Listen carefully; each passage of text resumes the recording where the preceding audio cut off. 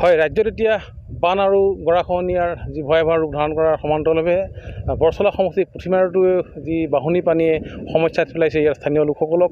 মই দেখুৱাইছোঁ এটা অতি গুৰুত্বপূৰ্ণ পথ, যি আচলতে পুথিমাৰীৰ পৰা যি চাপৰি সংযোগী এটা পথ। এই পথটো আজি বিগত দুবছৰৰ পূৰ্বে এই পথটো এনেধৰণে ছিঙি লৈ যোৱাৰ পিছত এতিয়া বৰ্তমান ইয়াৰ যিসকল কৃষক ৰাইজে আচলতে চাপৰিলৈ অহা যোৱা কৰাৰ ক্ষেত্ৰত বা তেওঁলোকৰ যি গৰু ছাগলী অনা নিয়াৰ ক্ষেত্ৰত আচলতে ভীষণ সমস্যাত ভুগিবলগীয়া হৈছে। কিন্তু বৰ্তমান পৰ্যন্ত এই পথটো কোনো ধৰণৰ মেৰামতিৰ ব্যৱস্থা কৰা নহ'ল, যাৰ ফলত ইয়াৰ লোকসকলে বা ইয়াৰ কৃষক ৰাইজে আচলতে বহু যাতায়াতৰ তেওঁলোকে দুৰ্ভোগ ভুগিবলগীয়া হৈছে। আৰু মই দেখুৱাইছোঁ সমগ্ৰ অঞ্চলটো আচলতে ব্ৰহ্মপুত্ৰ নদীৰ বাঢ়নী পানীয়ে সম্পূৰ্ণ প্লাবিত কৰাৰ পিছত এতিয়া এনেধৰণে ইয়াৰ যি খেতি বাতি আছিলে কৃষক ৰাইজৰ সম্পূৰ্ণ খেতি বাতি ইতিমধ্যে পানীত বুৰ গৈছে। মই বৰ্তমান উপস্থিত আছোঁ এই বৰচলা সমষ্টিৰ পুথিমাৰীত, আৰু এই পুথিমাৰীতে এতিয়া এনেধৰণে এতিয়া যি এটা অতি গুৰুত্বপূৰ্ণ পথ, এই পথটো এতিয়া সম্পূৰ্ণ জলমগ্ন হৈ পৰিছে। মোৰ লগত এগৰাকী স্থানীয় লোক আছে। কি ক'ব, আচলতে এটা পথ দেখা পাইছোঁ, কিমান দিন হ'ল এই পথটো এনেধৰণে ছিঙি দিয়াৰ আজিলৈকে মেৰামতি নকৰিলে? যোৱা বছৰে এইটো ভাঙি গৈছে। আগতেতো এইটো চাইডেদি মানুহ গৈ আছিলে, এতিয়া আৰু খান্দিছে ইয়াক, আৰু দ হৈছে।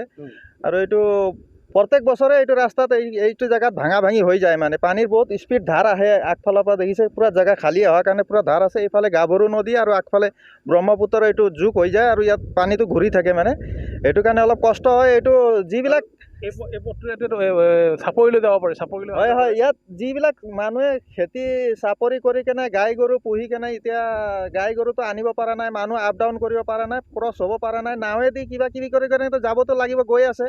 যদি এইটো ৰাস্তাটো হৈ গ'লে হয় মানুহক সুবিধা হ'লে। এতিয়া ট্ৰেক্টৰো যাব নোৱাৰে এইটো ৰাস্তা দি, চাইডেদি যাব লাগিব যদি পানী শুকায়। সম্পূৰ্ণ জলমগ্ন এইটো বিহগুৰি অঞ্চলটো পূৰা জলমগ্নই থাকে। আমাৰ পুথিমাৰী 3-4বাৰমান বানপানী প্ৰত্যেক বছৰে আহে, এইটো ফাৰ্ষ্ট বানপানী হয়। ইয়াৰ পাছতো 3-4টামান আহিব, পূজাৰ লগে অহা ভয় থাকে ইয়াত। সম্পূৰ্ণ এটা অঞ্চল জলমগ্ন হৈ পৰিছে। যি ব্ৰহ্মপুত্ৰৰ বাঢ়নী পানীয়ে সম্পূৰ্ণ অঞ্চলটো বুৰাই পেলোৱাৰ পিছত জীৱ জন্তুৰ খাদ্যৰ ক্ষেত্ৰত আচলতে কৃষক ৰাইজে ভীষণ সমস্যাৰ সন্মুখীন হ'বলগীয়া হৈছে। মই পুনৰবাৰ দেখুৱাইছোঁ, এইটোৱে আচলতে যি পুথিমাৰী অঞ্চলৰ এটা বিস্তীৰ্ণ অঞ্চল, আৰু ইয়াতে যি গাভৰু নদী আৰু ব্ৰহ্মপুত্ৰ নদীৰ বাঢ়নী পানীয়ে সমগ্ৰ অঞ্চলটো বুৰাই পেলাইছে। ইয়াৰ বহু কৃষক ৰাইজৰ ইয়াতে খেতি বাতি আছিলে, ৰঙালাওৰ খেতি আছিলে, এনেধৰণৰ বহুত খেতি বাতি, সেই সম্পূৰ্ণ খেতি বাতি ইতিমধ্যে পানীত বুৰ গৈছে। আৰু এটা পথ, এই পথটো অতি গুৰুত্বপূৰ্ণ পথ, এতিয়া সম্পূৰ্ণ জলমগ্ন হৈ আছে। আৰু যাৰ ফলত ইয়াৰ কৃষক ৰাইজে অহা যোৱা কৰাৰ ক্ষেত্ৰত, চাপৰিলৈ অহা যোৱা কৰাৰ ক্ষেত্ৰত বিভিন্ন সমস্যাৰ সন্মুখীন হ'বলগীয়া হৈছে। যিহেতু ইয়াত এটা চাপৰিলৈ অহা যোৱা এটা একমাত্ৰ পথ, আৰু এই পথটো এনেধৰণে এতিয়া বিধ্বস্ত হৈ পৰাৰ পিছত ইয়াৰ কৃষকসকলে হাহাকাৰ কৰিবলগীয়া হৈছে। তেওঁলোকে অনুৰোধ জনাইছে অতি সোনকালে চৰকাৰে, প্ৰশাসনে বা বৰচলা সমষ্টিৰ বিধায়কগৰাকীয়ে এই পথটো মেৰামতি কৰি কৃষক ৰাইজক উপকৃত কৰিবলৈ।